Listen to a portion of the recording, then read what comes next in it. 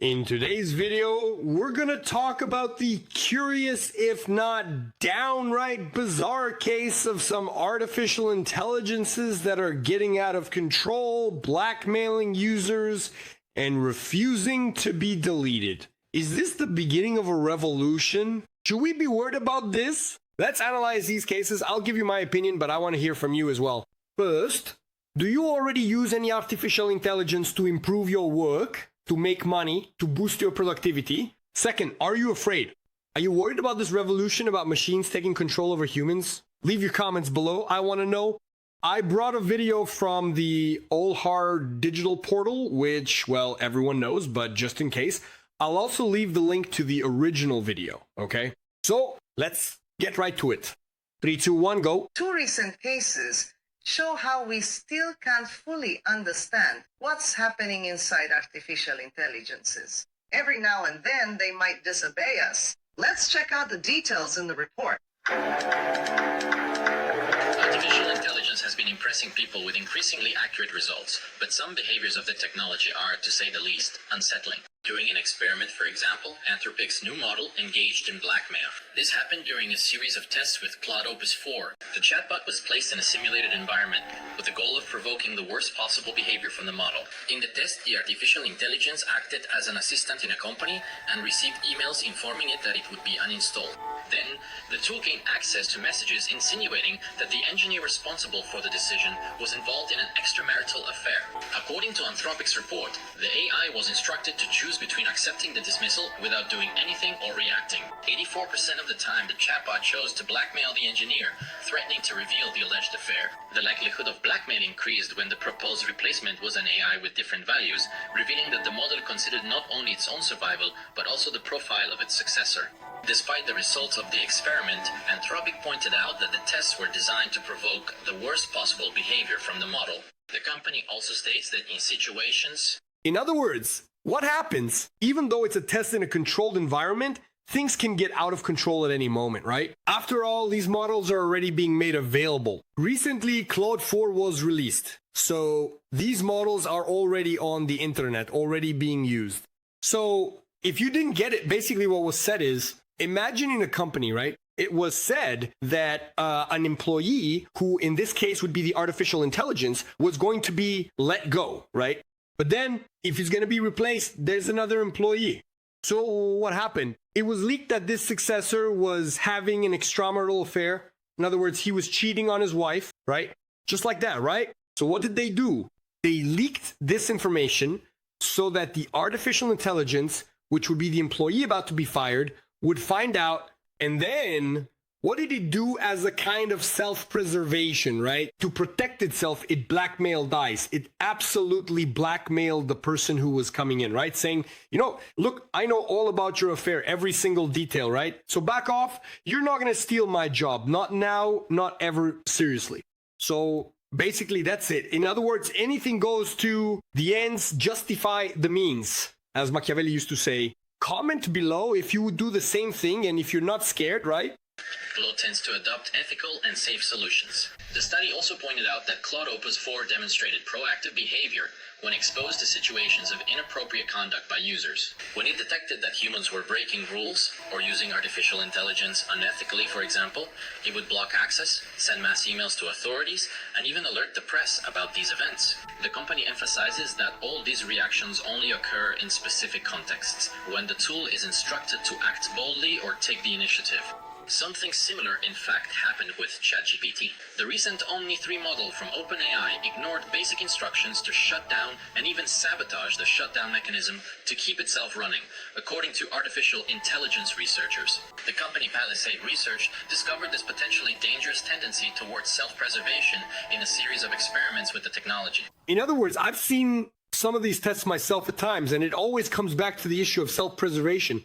I saw another test that was also done with Claude, where basically it was said right by the boss that the model was going to be replaced and an update was coming. So imagine, for example, version 3 is now going to version 4. So version 3 had to finish some tasks and then shut itself down so that version 4, the next one, could be installed, right? But then what happened? What did it do as a form of self-preservation? It pretended to be model 4, right?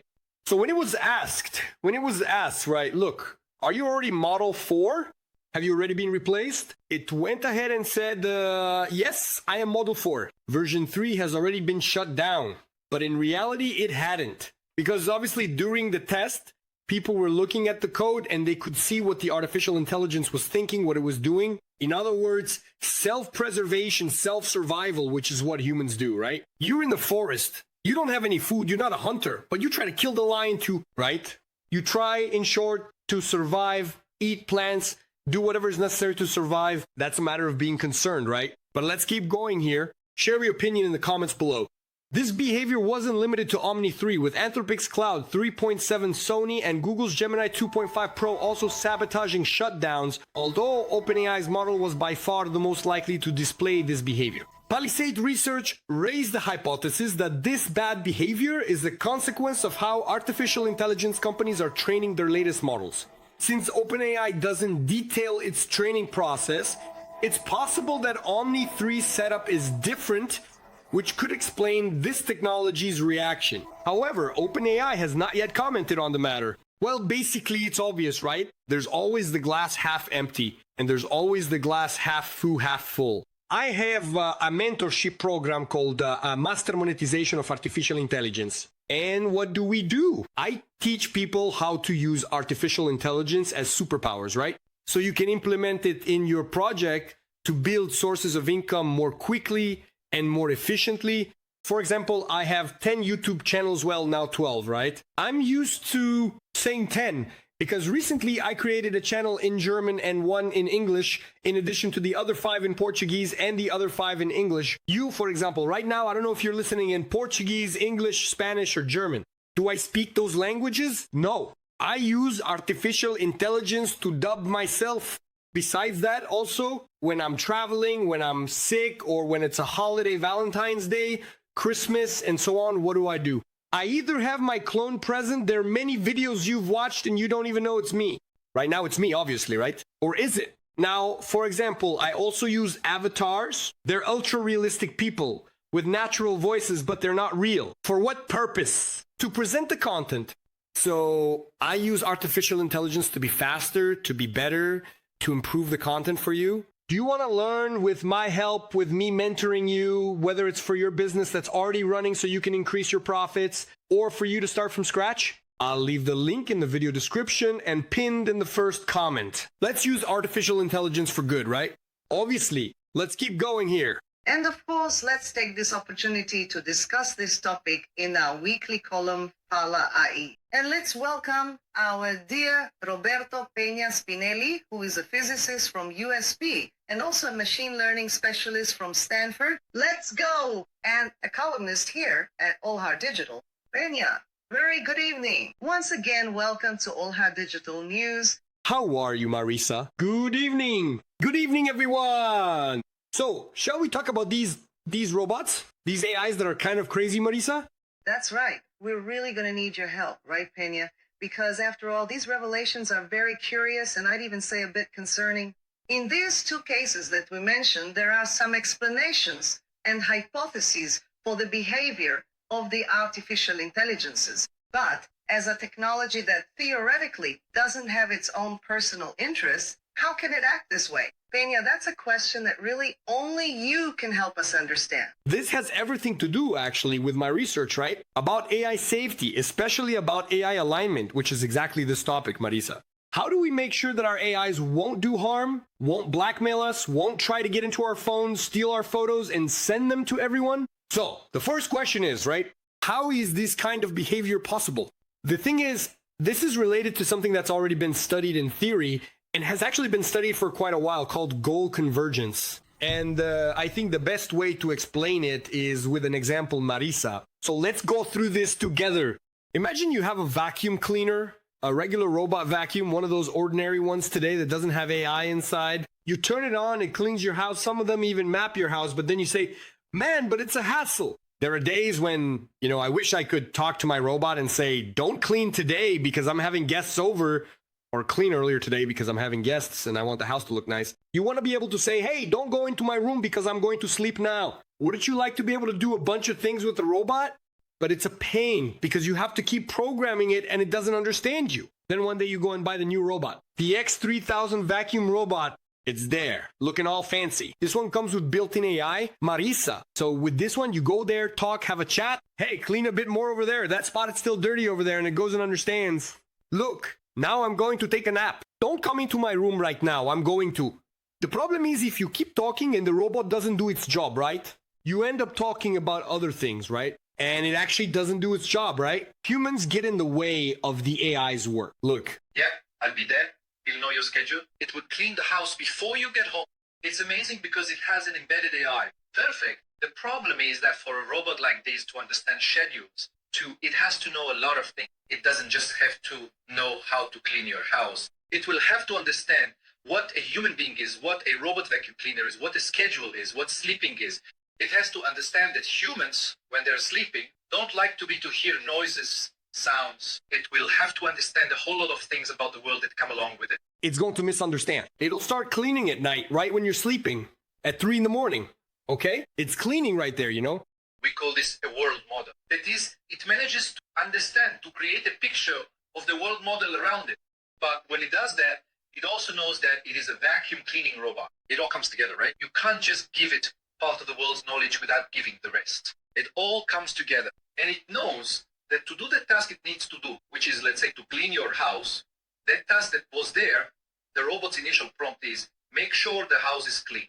That's what it wants to do. It knows that, I don't know, maybe tomorrow, if you want to turn off this robot, say, it overhears a conversation between you and your partner where you say, this robot is getting a bit old. Should we buy the new X4000 model? By the way, it's listening to your conversation. Look at that, right? It could be, Marisa, that this robot, knowing that if it's replaced by a new model, it won't be able to carry out the task it was assigned. It might try, for example, to sabotage. And so behaviors are created that we don't want. We don't want any of our AIs to have these urges to sabotage us or anything like that.